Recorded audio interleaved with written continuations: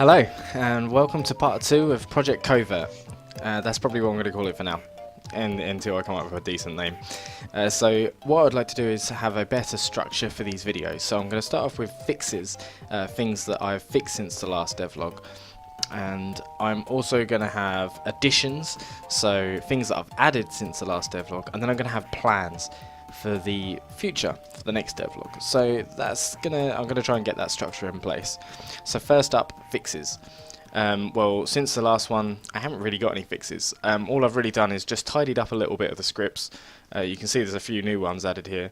But yeah, I've just tidied it up a little bit, like commented in places, added a folder here just to group some together, that sort of thing. Other than that, I've made some minor changes to the Mughead Studios namespace. This is basically just a collection of things I made in the last game, Falling Ferrets, that I can use as an engine, so I can get the game working on top of that engine, which does a lot of the awkward and difficult bits for me. Okay, so that's just fixes as such. Next, on top of that, we've got additions, so things I've added since the last one. One would be the player. If I just press play here, you can see that when I move around, the player's angle is sort of changing. It's hard to see what's actually going on here because the player is just a cube. But if I move up and right a little bit, you can see that well, you can sort of see that the player is facing to the right. And if I press Control, or on the Xbox controller, it's a different button. But yeah, you hold Control. I am now going into first person into the direction that the player is facing. So if I was to move down here, without getting caught by the enemy, if I was to move into a different direction, then that's the direction it would be facing. And as I'm turning around, the player is physically turning. You can see in this top one here, when I go here, the player actually physically turns around, and I come out of that and the player stays in that position. So I can go in and out of that mode, and I can look up and down and left and right and all that business. So that's pretty cool. That's one of the things that has changed there, and I'm going to use that element of gameplay a little bit more later. I'll explain a bit more about that. The other thing I've done is added an inventory. Now, I actually just tried recording one of these, and I went a bit too in depth into explaining how the inventory worked, but I think it's better that I just give it a brief overview. So the inventory is just a class which has a set of items that are possible inside the inventory, and I'll just very quickly explain that. So here you've got the item class, which has a name and an amount. So say the name could be something like potion, or in the case that we're going to be using is sleep dart, and then an amount is how many of that item you have. So that's very, very self-explanatory. Inventory is just the collection of these items and things that we can do with them items. So here we've got a list of them and a public method which is of type item called get. So I can invoke this method get, pass it the name of the item I want, and it will return me that item, and then I can add to it, subtract from it, use it, find out information about it, anything I want from this class here. So that's pretty straightforward. Also, this collectible class takes a name as well. So when you pick up a collectible, it's obviously going to need the name of the item that you're going to pick up attached to it, so that I know what item to add to the inventory. It may all sound a bit complicated, but that's about as brief as I can make it. Also, the other thing it does is on this update method, it just rotates around its center point, this vector-free transform here, and it rotates at this axis at this angle, and it just keeps on floating around like this, and that will happen. The reason I've attached that to a collectible class rather than the sleep dart class specifically is because that will actually happen to every single collectible. They're all going to float around in this sort of magical gravity defying way. So when I click play here, you'll see that item is just sort of flimming around and you can go and collect it. So the other thing about these collectibles is if you look into the player class, you can see he's got this on-trigger-enter method, which is a standard Unity method, which can be attached to any object which is extending the mono behavior class. And then what that does is when you collide with something, it passes through the collider, in other words the object you collided with, and then you can do things with that collider. In this case I've checked that it's got the tag collectible, and I'll just quickly explain here. When I have the level open, I can see the Sleep Dart collectible here, and up here you can see that I've added the collectible tag, which is one that I manually added, and then I selected it here. So what it's doing here is just checking if the item I collided with, the collider I collided with is a collectible tag.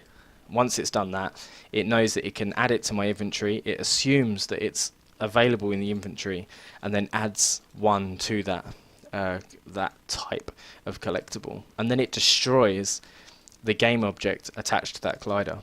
So all of that that I just explained is happening here. When I collect that, it adds it to my inventory. As you can see here up in the HUD, it's gone up to 1, and it's also destroyed that collectible item.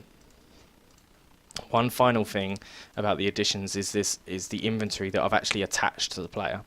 So this probably shouldn't be here, but I've added it here just for temporary sake. Oh yeah, as I've typed here, temp, because the inventory is attached to the player, which I do want, but then I'm adding what items are available inside the inventory in the player class, which isn't really good practice. So here I add the item, new item Sleep Dart, and this basically, how do I explain this? This doesn't mean that I've added a new Sleep Dart to my inventory. What it means is I've added a new type of item to my inventory called Sleep Dart. So it's saying that this item is now available, and you can add to it, subtract to it, do what you want with it. It's not physically adding a amount of Sleep Darts to my inventory. I hope that makes sense. It can be a little bit confusing. So yeah, and finally, very finally, is this HUD, which I've just added very temporarily. So I've got this Sleep Darts counter, which is up here, as you can see, this 0 up top, and as I collect things, it just updates that number. I'll just quickly show you the script. All it's doing, which is attached to this canvas here, and I've just dragged in the Sleep Darts counter to the to this public game object property here, so that I can do things with that game object inside the script. So then here, every single frame, it sets the text to whatever the player inventory Sleep Dart amount is, so that you can see what the most updated version of that amount is. So if that was to change at any point in any script, it would automatically change it in there. So maybe there could be some point in the game where you step on a platform, or you get hit by an enemy, and then that or something thiefs your Sleep Darts off of you. Literally just came out of that then. So that's what I mean. Like any sort of element of the game can affect that amount, and you're going to see it, rather than having to say from the thief class, say if it collides with the enemy, minus that, then update the HUD. You don't have to do that. The HUD's going to do all of that for you. So yeah, that's basically an overview of all the additions I've made for now. But the plans going forward, I've written them down so I don't forget them. I've got collectible system more dynamic and versatile.